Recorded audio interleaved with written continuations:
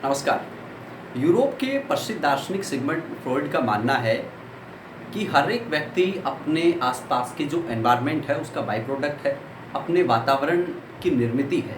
जिस तरह का वातावरण उसको मिलेगा, जिस तरह का माहौल बनेगा, उसकी निर्मिति उसी तरह की हो जाएगी। हालांकि एक लंबे वक्त तक ऐसा होना चाहिए, तब तक हम देख पाते हैं कि उसकी उस तरह की मान्यताएं रहेंगी, उस तरह का धारणाएं रहेंगी जिस तरह के वातावरण में वो जीवन बसर कर रहा होता है। तो जिस तरह के स्रोतों के संस्पर्श में, जिस तरह के स्रोतों के रिसोर्सेज के संपर्क में अब तक आप आए हुए होते हैं, उनसे आपकी निर्मिति हो चुकी होती है, आप उन्हीं का बाई प्रोडक्ट होते हैं। तो मैं ये भूमिका क्यों बांध रहा हूँ? क्योंकि दरअसल हमें ये समझने के लिए ज़रूरी है कि डार्विन का जो एक सिद्धांत रहा है, सर्वोत्तम की उत्तरजीविता, सर्वाइवल ऑफ फिटेस्ट, उसको दुनिया भर में खूब प्रशंसा मिली, खूब सारी प्रशंसा हुई, उसकी बहुत सारी मान्यताएं मिली, वाहवाही हुई। लेकिन इसका विरोध किया गुरुदेव रविंद्रनाथ टैगोर ने। पूरी तरह विरोध नहीं किया, उन्होंने जिस परिप्रेक्ष्य में उसका विरोध किया, उन्होंने अपनी एक प्रसिद्ध पुस्तक लिखी, नेशनलिज्म, राष्ट्रवाद, गुरुदेव रविंद्रनाथ टैगोर की, जिस पुस्तक में 3 चरण हैं, यानी 3 खंडों में विभाजित पुस्तक है, जिसमें पहले भाग में जापान में अर्थात पूर्व के जो राष्ट्र हैं, उन राष्ट्रों में राष्ट्रवाद की प्रकृति क्या है, इस संबंध में सविस्तार बतलाया गया है। दूसरे में विश्व के जो अन्य जो पश्चिमी जो देश हैं, उनके संबंध में बतलाया गया है कि उनमें राष्ट्रवाद की प्रकृति क्या रही है, किस तरह से राष्ट्रवाद किन तत्वों से स्फूर्त हुआ है। तीसरे खंड में उन्होंने भारत के राष्ट्रवाद के संबंध में चर्चा की है। उन्होंने माना है कि राष्ट्रवाद की विश्व के लिए एक साझी और तय परिभाषा नहीं होनी चाहिए, क्योंकि प्रत्येक राष्ट्र का अपना एक भूगोल है, प्रत्येक राष्ट्र की अपनी अपनी अलग अलग तरह की संस्कृति है, अलग अलग एक वातावरण में वो रहा हुआ है, उस देश में संस्कृति की चलो विविधताएं हैं, वो अलग अलग तरह की है। इसलिए हर एक राष्ट्र का जो राष्ट्रवाद है वो एक अलग तत्व के अलग तत्वों से स्फूर्त हुआ रहता है, उनसे बना हुआ है रहता है।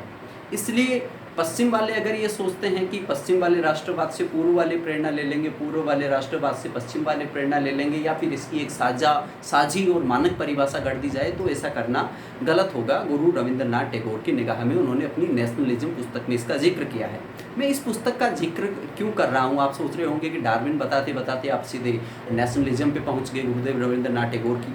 दरअसल बात क्या है कि डार्विन की जो सर्वाइवल ऑफ फिटेस्ट है, सर्वोत्तम की उत्तरजीविता है, जिससे बहुत सारे लोग प्रभावित होते हैं। कितना सुंदर सिद्धांत है कि अगर आपको भीड़ से अलग बनना है, अपना एक मौलिक और नवीन व्यक्तित्व का निर्माण करना है, तो अनिवार्य रूप से आपको करना क्या होगा? आपको उन तरीकों की खोज करनी होगी जहाँ पर आप सर्वोत्तम बन सकें। आपको लगातार प्रयासरत रहना होगा, मौलिक मानकों की खोज करनी होगी।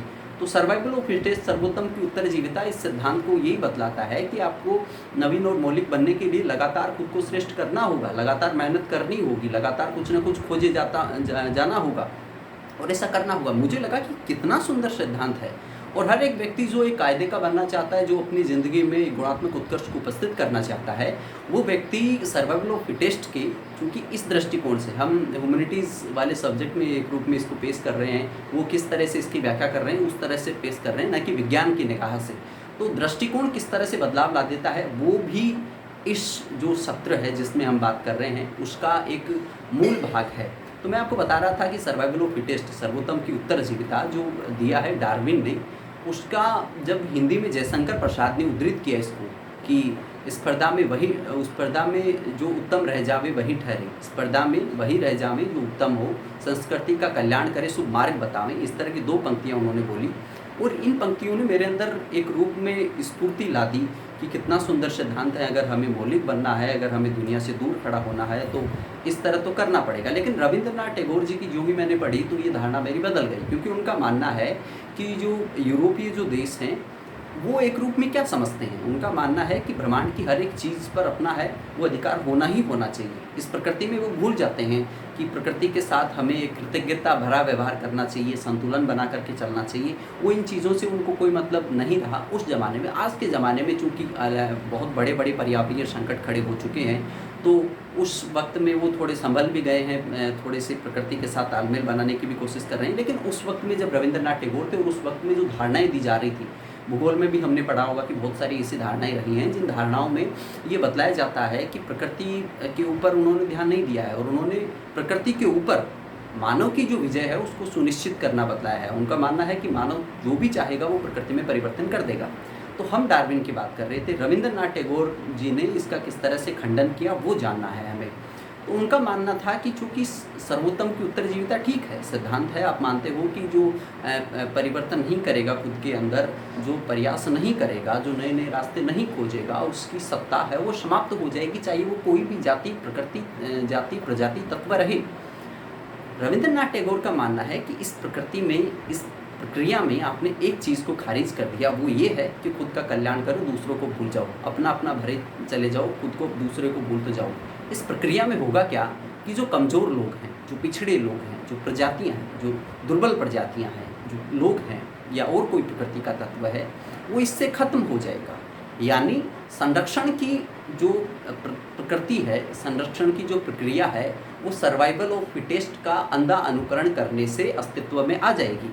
इसका मतलब होगा कि वो सारे तत्व, वो सारी जाति प्रजाति जो कमज़ोर हैं किसी वजह से दुर्बल हैं, उनका नाश हो जाएगा। तो उनका मानना था कि हमें इसका अंधानुकरण नहीं करना है। तो एक रूप में जिस सर्वाइवल ऑफ फिटेस्ट के हम एकदम से वाहवाही कर रहे थे, जिस पे मुग्ध हो रहे थे, उसी की किस तरह से एक भिन्न दृष्टि ने एक तरह से क्योंकि भारत में अलग तरह से चीज़ों को देखा जाता है, यूरोप में चीज़ों को अलग तरह से देखा जाता है। भारत में माना जाता है कि प्रकृति और जो इंसान है उनमें तालमेल बनाकर चलना चाहिए। प्रकृति में जब रविंद्रनाथ जी टैगोर थे उस वक्त में यूरोप में समझा जाता था कि जो मानव है वो किसी भी रूप में हर एक चीज़ पर, प्रकृति पर भी उसके भी ऊपर है, वो ज़्यादा प्रधान है, वो केंद्रीय है। तो जो ये बात रहती है, जो ही दृष्टिकोण बदला, सर्वोत्तम की जो उत्तरजीविता है, योग्यतम की जो उत्तरजीविता है, उस पर हम मुग्ध होने वाले, हम भारतीयों की धारणाएं भी खंडित हो गई। जो ही रविंद्रनाथ टैगोर जी का पक्ष हमने सुना, तो दोनों का अपना मानना है। करते क्या है कि पाठक या फिर सुनने वाले जो नेशनलिज्म पढ़ेंगे तो वो पूरी तरह से खारिज कर देंगे डार्विन को, अगर कोई भारतीय है। लेकिन ऐसा होना नहीं चाहिए। होना क्या चाहिए कि हाँ, सर्वोत्तम की उत्तरजीविता एक प्रेरक सिद्धांत है, ज़रूरी सिद्धांत है। हमें नए तरीक़ों की खोज करनी चाहिए, हमें प्रयासरत रहना ही चाहिए, आलस्यपन अपने अंदर नहीं ही उतारना चाहिए।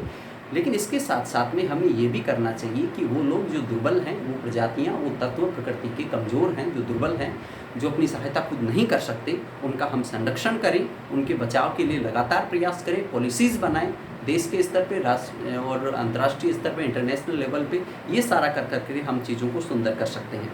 तो अभी के लिए इतना ही। ये सिद्धांत आपको कैसा लगा बताइएगा ज़रूर। जय हिंद।